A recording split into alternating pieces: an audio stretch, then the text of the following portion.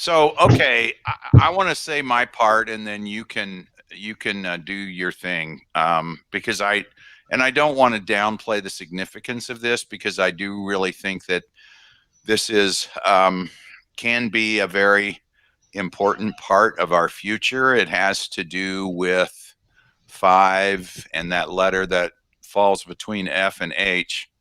And Lady Justice has been digging deep into this rabbit hole for weeks, if not a couple of months, and she's been sharing with me the information that she's been finding. And so, because I'm not very technical either, I'm sort of looking at it, taking the broad view, so to speak. And what I do know from looking at this, based on the way the players are lining up for it and against it, and the way that it is not showing up in the media and in the news, based on how very, very, very, very, very important it is, that to me tells me something is big here. So we wanted to talk about it tonight, but we had some other subjects that we were going to go over, and I felt like we need to dedicate a full show to this. And in addition to that, I think we also have some more work that we probably should do, so that we, since we're not that technical, are maybe better able to explain it to everyone in the audience so that they understand it.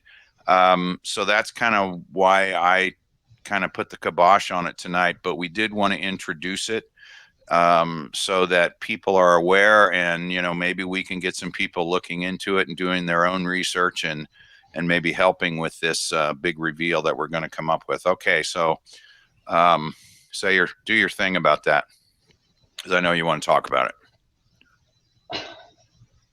So with that being said, I'm going to not talk about this big information.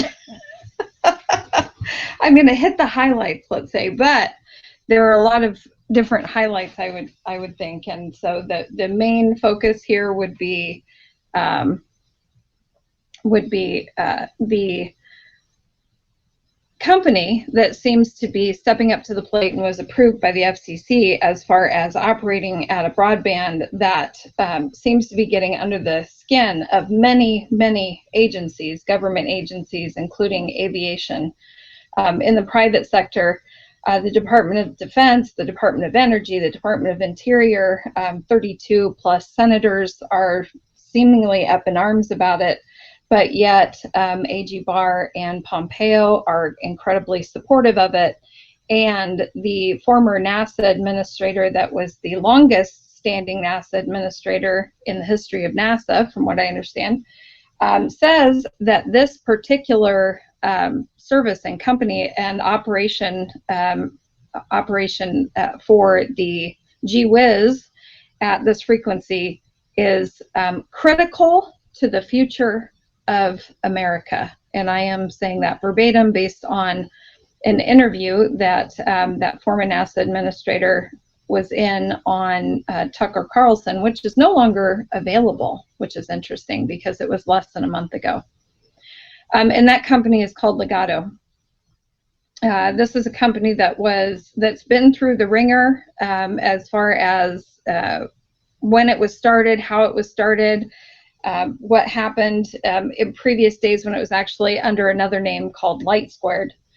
And it went bankrupt. I want to say it was around 2012, then it was brought out of bankruptcy, which is also a very interesting story that I'm not going to get into, but when we have our full show on, we will. I had some investors step up to the plate, very big ones, as a matter of fact, Chase Bank included, I believe, if I remember correctly.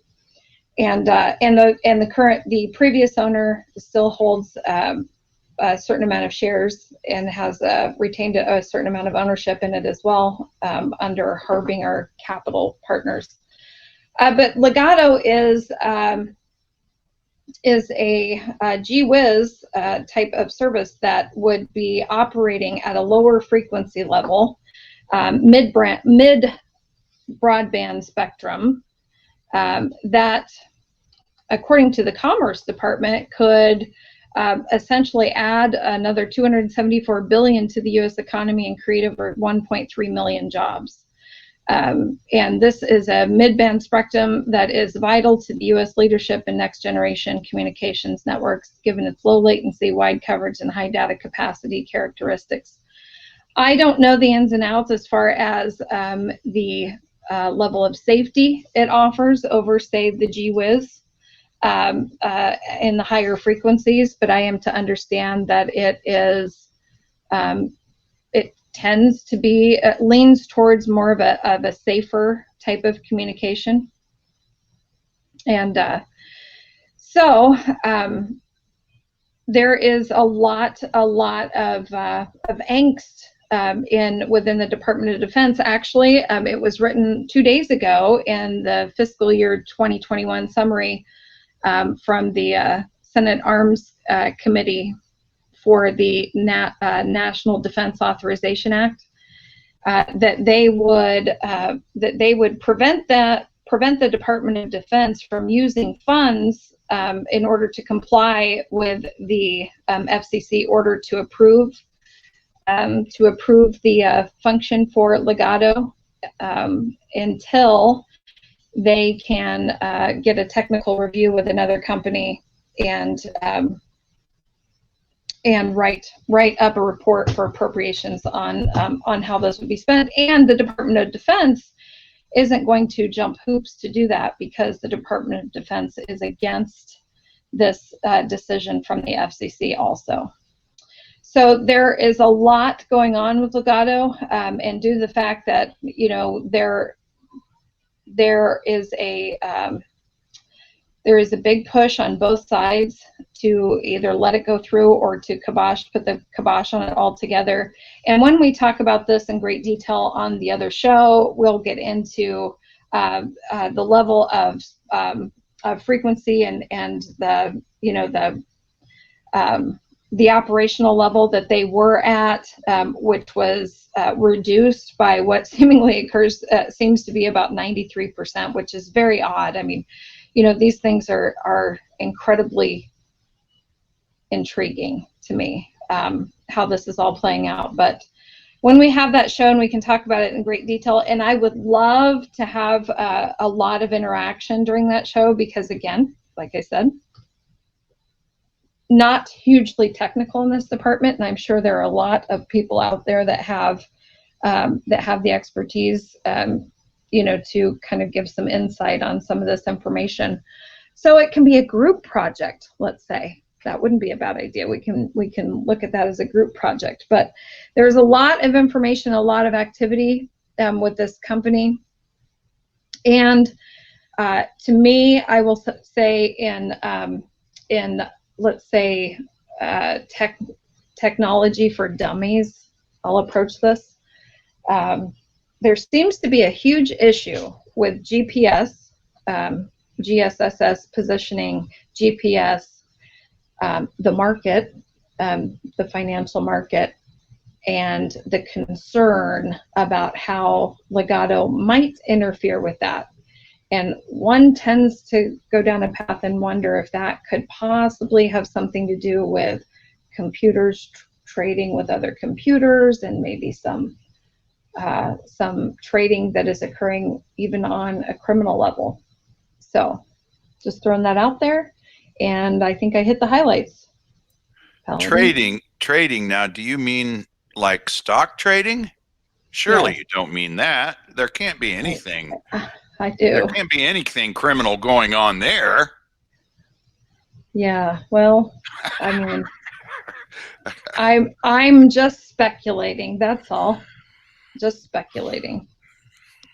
Well, the interesting thing when you brought this to me was who the sides were, how they lined up. And this is before the FCC made their decision to award the contract or whatever it was to Ligado. And that was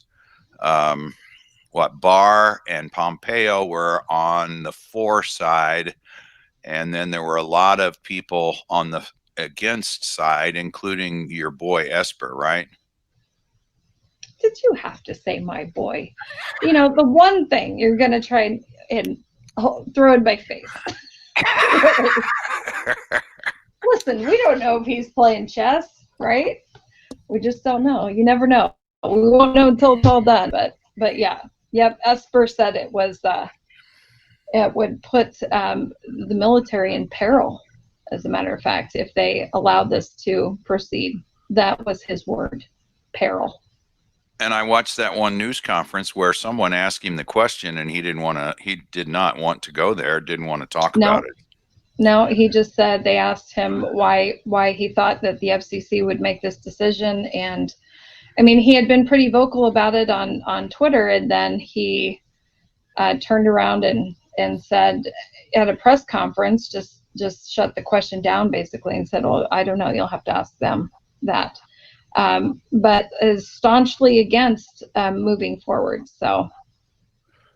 And I don't know. I just find this very, very, very interesting because you have, the way the government's set up, you have these agencies who are supposed to make the decision. And in this case, this is the FCC. And yet it appears, and you can correct me if I'm wrong, but it appears to me it looks like this could be headed to the the legislative branch where they may step in and try to make it a law that they can't use Ligado. Does that sound like that could be in the future? Well, I think what they're doing is trying to ensure that they can't financially pursue any action that would assist in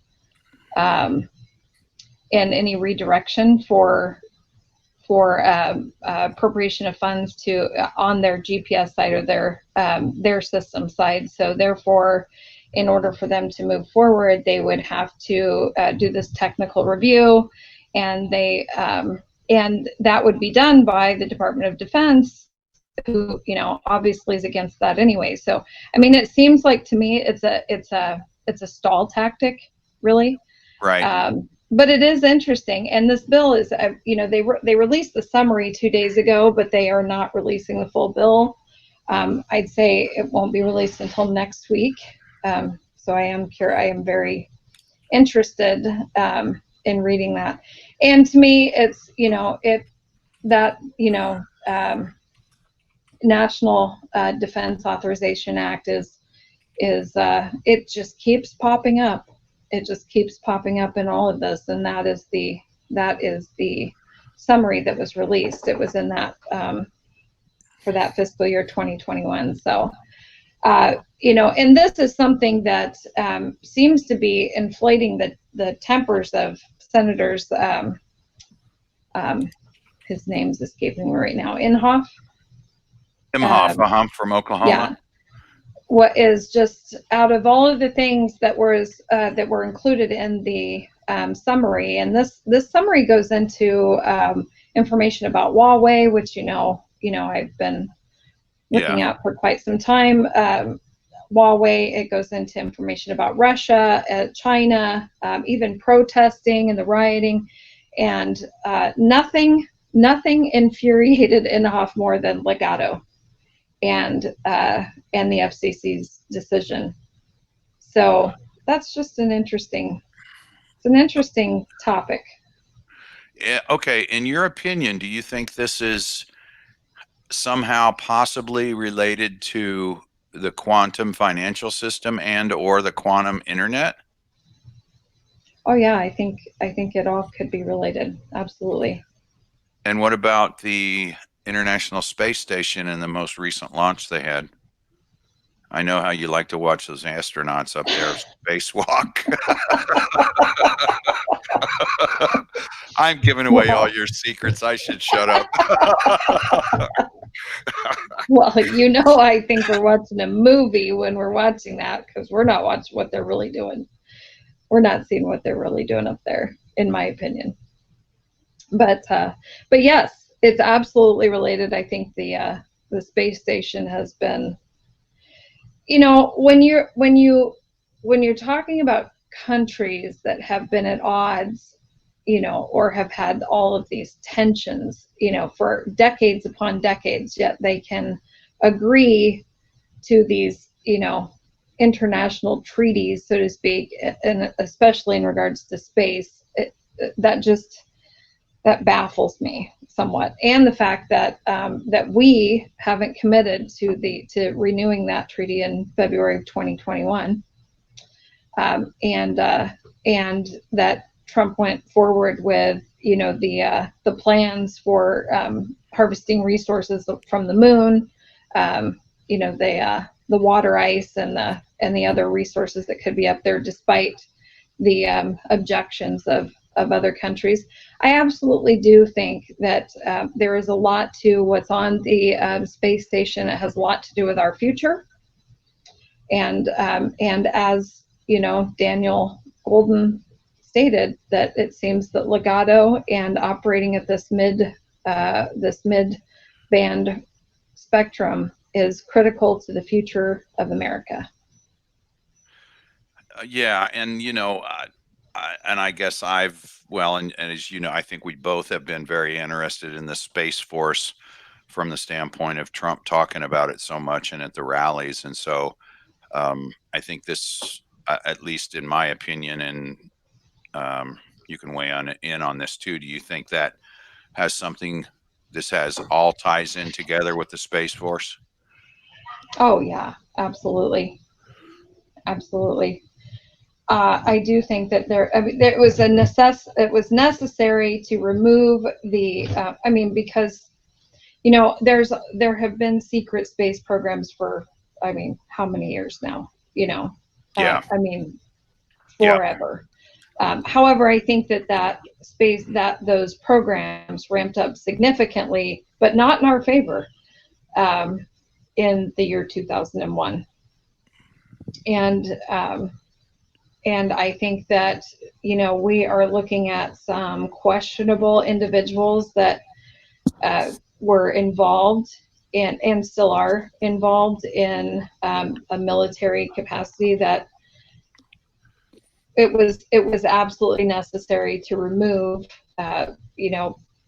this program and the pursuit of what it would entail for the future. It was absolutely necessary to remove that and from the stronghold of the Air Force.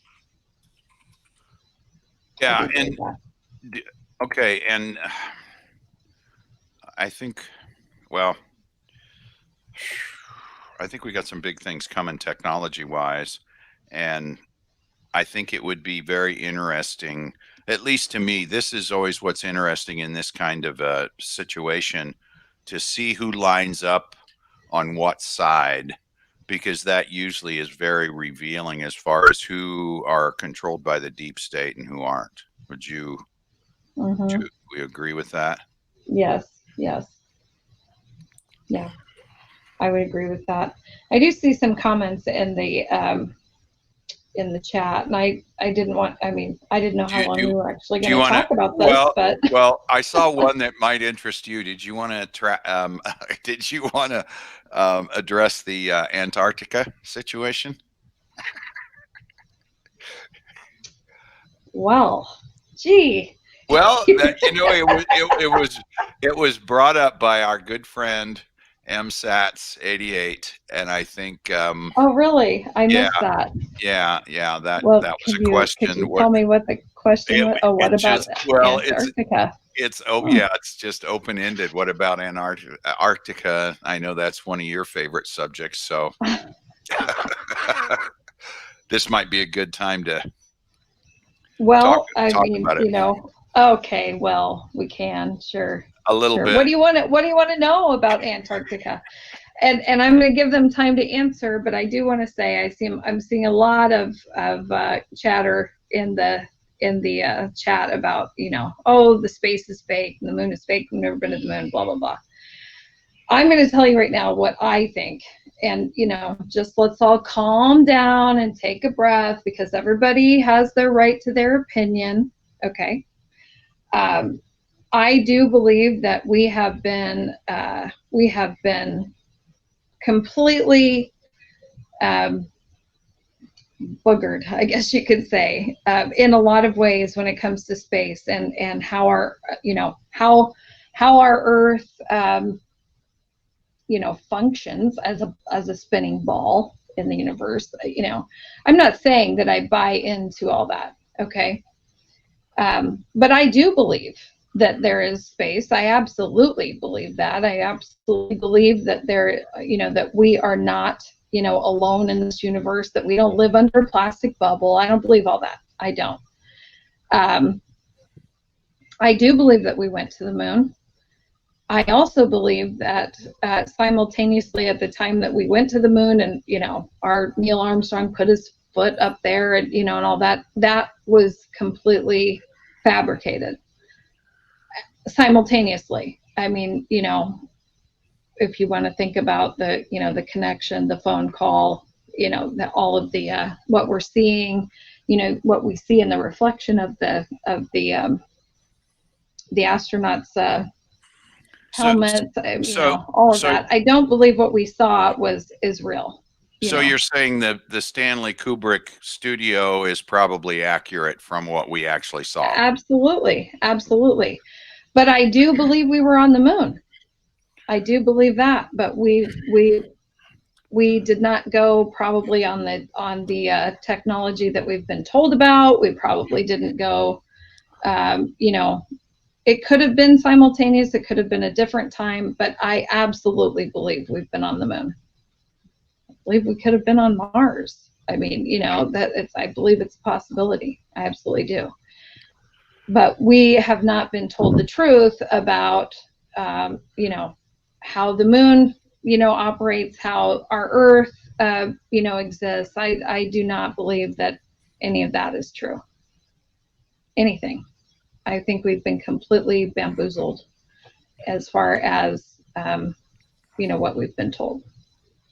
Well, and I guess I'll relate a quick story that I told you this week because, some people weren't around in the 60s, but that was the whole space program was just a huge, huge, huge deal. I was in grade school then through most of that. I remember being on vacation in Florida with my family and, coming inside to watch the small step for man and giant leap for mankind moment in a hotel in Florida in, I don't know, June or July, whenever that was in that summer of '69, I believe. But the John Glenn thing, the Tang orange juice, we were all supposed to drink Tang orange juice because that's what the astronauts drank. And of course, whenever, you're asked in grade school, who do you want, what do you want to be when you grow up? Well, astronaut was right up there with fireman and policeman and some of the other president and, some of the other things. So it was a huge, huge deal. A lot of focus was put on the space program.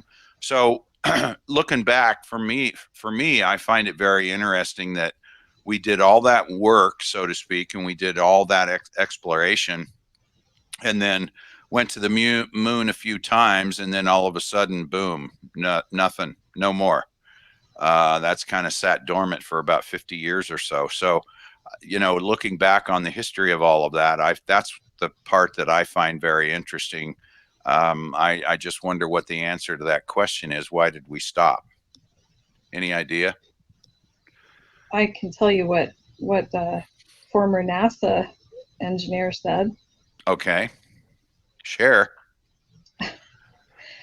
There was a trip made, and I don't remember if it was Americans or if it was Russians, but there was a trip it was in the 70s, around 76, 77, somewhere around there, maybe 79. I honestly can't remember the details. It's been a while since I listened to it, but what we were told was by someone told us, you're not ready, don't come back. And we haven't tried to go back since. That's what was told. And you know what? I mean, I make light of it because it's a funny story to me, but I do believe that we've been, because we weren't going there for the right reasons. We weren't doing things for the right reasons. There was no disclosure to the public, the world, really. and we weren't going there with the intention for, for what I believe we're supposed to be, exploring and evolving for. We were doing it for all the wrong reasons. And so it was stopped. And in my memories, and we shared this the other day too, for me, what the real kibosh was on space, it was in the 80s. And I remember as a kid watching the the launch, and it was the shuttle, or the Challenger, where they sent the teachers up there. Yep. And it crashed. And I watched that live as a kid, and when that occurred, obviously the world was like, oh my gosh, that was devastating, and we're done with space for a while. That's something we're just not going to, we're not going to take part in anymore. But since that occurred, there's one person in particular I think of a video I watched not too long ago. Well, it was a while ago, and there was some information out there on the I can't remember if he was Hawaiian, maybe Hawaiian or Asian. One of the teachers that was along for the ride, and they all perished in that when it blew up. That's what they say, right? Yes, right. But this guy, who they found, tried to say, "Oh, that's not me. That's not me. I'm his twin.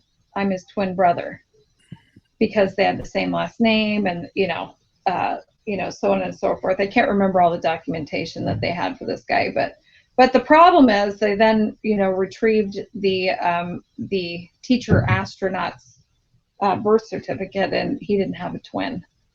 So and they found one of the gals as a professor at some university, and there. So yeah, I think they've actually run them all down. I saw. Yeah, most of them. Yeah. I think. Yeah. And so I think that there was that was a production. That was another production on making sure that that we could see from a world perspective. I mean, everybody's watching this, and that we can see from live how dangerous this is, and why we're not going to put people in jeopardy anymore. So that's what I believe. Yeah, and I think that was a big deal. We've got a picture up of Nixon talking to the astronauts we did have, and I think that was a big deal for Nixon too. To be the president while we put the first men on the moon. So that was probably enters into it partially. And then of course Kennedy made this famous speech that we wanted to get to the moon, before the decade was over. And so I think that maybe had something to do with it too. But having lived through that era of space, it just was really strange that we did all that work and spent all that money to get up there, and then when we did, we stopped. And I always wonder whether Apollo 13 was supposed to be the harbinger to say, well, maybe it's not so safe up there anyway. We were lucky to get those guys back, so maybe we shouldn't do it anymore. But I think we did have I think there was maybe one or right onto Southeast Parkview Crossing Drive. Oh my goodness, sorry. I thought there was one or two Apollo missions after 13. I'm not sure, but anyway, it seems like there was at least one other mission, or maybe two more missions after that. So anyway, okay, well, and you don't want to say anything about Antarctica? You don't want to talk about? Did you want to talk about the rainforest? Castle Rock? Yeah.